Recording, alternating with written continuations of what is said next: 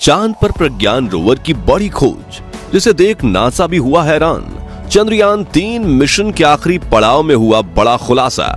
चांद की सैर पर निकला प्रज्ञान, आई कामयाबी की तस्वीर। इसरो ने बताया अब आगे होगा और भी बड़ा इम्तिहान।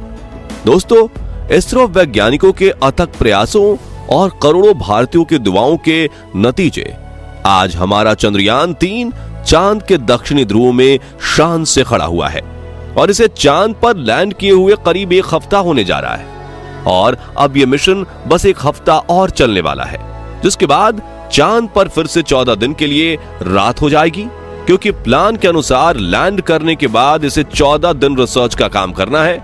यही वजह है कि जिस दिन से चंद्रयान ने लैंड किया है तभी से हमारा प्रज्ञान रोवर चांद की अंधेरी व रहस्यमय दुनिया के बारे में बड़े बड़े खुलासे कर रहा है। इसके साथ ही ये चांद की जमीन पर भारत की एक ऐसी अमिट छाप छोड़ रहा है जो आने वाले करोड़ों सालों तक नहीं मिटेगी। तो आखिर प्रज्ञान ने चांद पर ऐसी कौन सी बड़ी खोज की है जिसकी पूरी दुनिया में चर्चा हो रही है?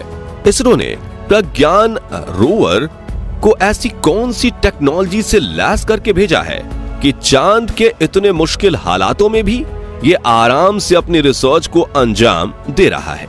और सबसे जरूरी अभी आगे ये और कौन कौन से कारनामे करने वाला है। साथ ही चांद के इस इलाके में क्या इसकी मुलाकात एलियन से भी हो सकती है? ये सब कुछ आज हम आपको इस वीडियो में एक्सप्लेन करने वाले हैं, इसलिए इसे अंत तक जरूर देखिएगा।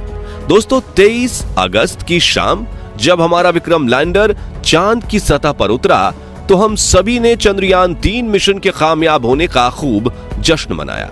लेकिन सही मायनों में देखें तो वो मिशन वहां पूरा नहीं हुआ था, बल्कि लैंडिंग करना तो इस मिशन का सिर्फ एक हिस्सा था, जबकि आगे बहुत काम किया जाना बाकी था। दरअसल इसरो ने अपने इस मिशन को 3 हिस्सों में बांटा, जिसमें पहला उद्देश्य चांद के दक्षिणी ध्रुव पर लैंड करना, जो कि हम 23 अगस्त को ही कर चुके हैं। इसका दूसरा उद्देश्य प्रज्ञान रोवर को सफलतापूर्वक चांद की सतह पर उतारना और एक से दूसरी जगह भेजना है, और यह उद्देश्य भी पूरा हो चुका है, क्योंकि लैंडिंग करने के सिर्फ 4 घंटे बाद ही इसरो वैज्ञानिकों ने प्रज्ञान रोवर को चांद की सतह पर उतार दिया था। इसके बारे में घोषणा करते हुए इसरो ने एक वीडियो भी शेयर की, जिससे आप इस समय अपनी स्क्रीन पर देख रहे हैं। यह वीडियो विक्रम लैंडर में लगे कैमरे से शूट की गई है, जिसमें प्रज्ञान रोवर लैंडर के अंदर से बाहर निकलते हुए दिखाई दे रहा है। तो इस तरह से यह काम पूरा होने के बाद अब मिशन का बस तीसरा उद्देश्य बाकी बचता है, जो है चांद पर रिसर्च और परीक्षण करना।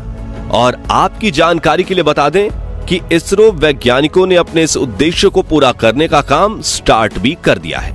इसके बाद इसरो ने ट्वीट करके अपने ऑफिशियल ट्विटर हैंडल पे यह बताया कि प्रज्ञान रोवर और विक्रम लैंडर में लगा पेलोड एक्टिवेट कर दिया गया है और सारे सिस्टम एकदम सही तरीके से काम कर रहे हैं। तो अब यह सवाल आता है कि इसरो चांद के इस इलाके में कौन कौन से रिसर्च करने वाला है और प्रज्ञान रोवर ने क्या बड़ा कारनामा किया है, जिसके चलते इसकी चर्चा हर जगह हो रही है। चलिए पहले हम आपको प्रज्ञान रोवर के बारे में थोड़ा बताते हैं, क्योंकि ये एक बहुत ही खास रोवर है और इस वीडियो से जुड़े सभी सवालों के जवाब भी इसी में छुपे हुए हैं। असल में दोस्तों, प्रज्ञान रोवर एक रोबोटिक रोवर है जो अपना सारा काम खुद से निपटा सकता है। और सबसे अच्छी बात यह है कि यह पूरी तरह मेड इन इंडिया है, यानी इसमें लगा एक एक साइंटिफिक उपकरण व इंस्ट्रूमेंट इंडिया में ही बनाया गया है।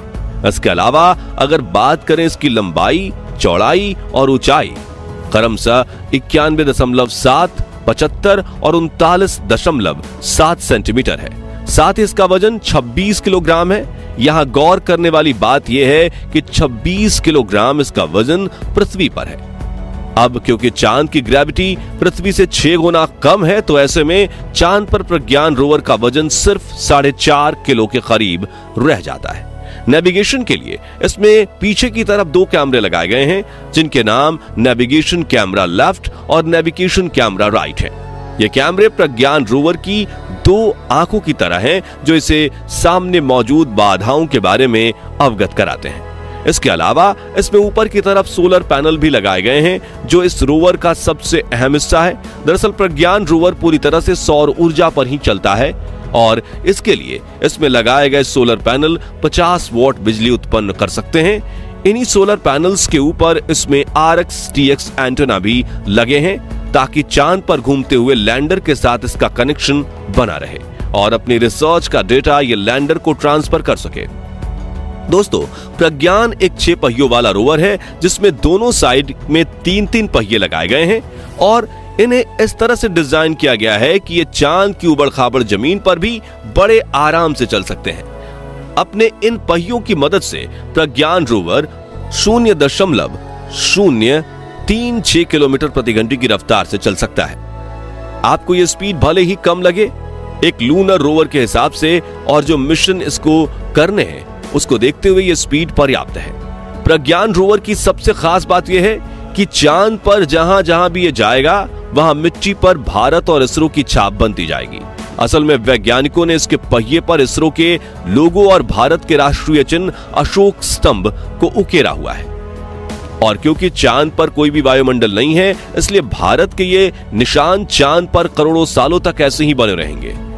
अब प्रज्ञान रोवर के रिसर्च इंस्ट्रूमेंट्स की बात करें तो इसमें वैज्ञानिकों ने अल्फा पार्टिकल एक्सरे स्पेक्ट्रोमीटर और एपेक्स और लैंडर इंड्यूस्ड ब्रेकडाउन स्पेक्ट्रोस्कोप यानी LIBS ये 2 उपकरण लगाए हैं। इनकी मदद से ये लूनर सरफेस की बहुत ही बारीकी से जांच करेगा, क्योंकि APXS एक तरह का स्पेस माइक्रोस्कोप है और LIBS एक लेजर बेस्ड उपकरण है। इनकी मदद से ये चांद की सतह पर छुपे उन रहस्यों को उजागर करेगा जिससे अभी तक हमारी दुनिया अनजान है। वैसे रिसर्च के इस काम में विक्रम लैंडर का भी रोल काफी ज्यादा अहम है, क्योंकि प्रज्ञान रोवर अपनी रिसर्च का डेटा विक्रम लैंडर को सेंड करेगा और फिर उसकी मदद से ये डेटा हमारे पास पृथ्वी तक पहुंचेगा। इसके अलावा विक्रम लैंडर में भी कई तरह के एडवांस साइंटिफिक इंस्ट्रूमेंट्स यानी पेलोड्स बनाए गए हैं, जिसमें radio anatomy of moon bound hyper sensitive ionosphere and atmosphere यानी Rambha, instrument of lunar seismic activity यानी कि ILSA, ल्यूमिगर प्रोब यानी कि LP और चंद्राज सरफेस थर्मोस्फेरिकल एक्सपेरिमेंट यानी कि चास्टे का नाम शामिल है। अपने इंस्ट्रूमेंट्स की मदद से यह चांद के मौसम, चांद कितना ठंडा या गर्म है, चांद की हवा, यहां आने वाली भूकंप और प्लाज्मा डेंसिटी व इसकी विविधताओं की जांच करेगा। अब आपके मन में यह सवाल जरूर आ रहा होगा कि विक्रम लैंडर में तो प्रज्ञान रोवर से कहीं ज्यादा साइंटिफिक इंस्ट्रूमेंट लगे हुए हैं, फिर भी रिसर्च के इस कार्य में रोवर को इतना इंपॉर्टेंट क्यों माना जा रहा है? असल में दोस्तों, इसकी वजह यह है कि विक्रम लैंडर अपनी सारी रिसर्च एक ही जगह पर खड़े खड़े पूरी करेगा, जबकि प्रज्ञान रोवर अलग अलग जगहों पर जाकर चांद के रहस्यों को उजागर कर पाएगा। ये अलग अलग लोकेशंस से चांद की सतह और वहां की अंधेरी दुनिया के फोटोज खींचकर हमें भेजेगा। साथ ही यह विभिन्न स्थानों पर जाकर पानी की खोज भी कर पाएगा, जो विक्रम लैंडर चाहकर भी नहीं कर सकता। यही वजह है कि चंद्रयान 3 मिशन के इस आखिरी फेज में सबसे ज्यादा महत्व प्रज्ञान रोवर का ही है। अब अंत में सवाल रह जाता है कि क्या चांद के इस इलाके में प्रज्ञान रोवर की मुलाकात एलियन से हो सकती है?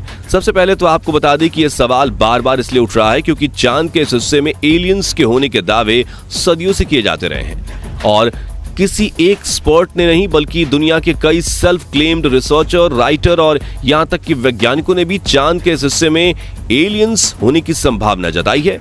शायद दक्षिणी ध्रुव को लेकर इस तरह की बातें इसलिए भी ज्यादा की गईं क्योंकि चांद के इस हिस्से को अभी तक एक्सप्लोर नहीं किया गया था। हालांकि जो लोग यहां एलियंस होने का दावा करते हैं उनके पास अपनी इस बात को साबित करने की कोई भी ठोस सबूत नहीं है। अब अगर इनके इस दावे में जरा भी सच्चाई है तो प्रज्ञान रोवर की मुलाकात सच में एलियंस से भी हो सकती है। इन सभी संभावनाओं को ऐसे ही झुटलाया नहीं जा सकता। वैसे आप इसके बारे में क्या सोचते हैं, हमें कमेंट करके जरूर बताएं। बाकी हमारी आज की इस वीडियो में बस इतना ही। आपको ये वीडियो कैसी लगी हमें कमेंट में जरूर बताइएगा और लाइक शेयर जरूर कीजिएगा। और अगर आप हमारे फेसबुक पेज और यूट्यूब चैनल पर नए हैं तो पेज को फॉलो और चैनल को सब्सक्राइब भी जरूर करें। मिलते हैं जल्दी ही ऐसी एक और इंटरेस्टिंग वीडियो में, तब तक के लिए गुड बाय, जय हिंद।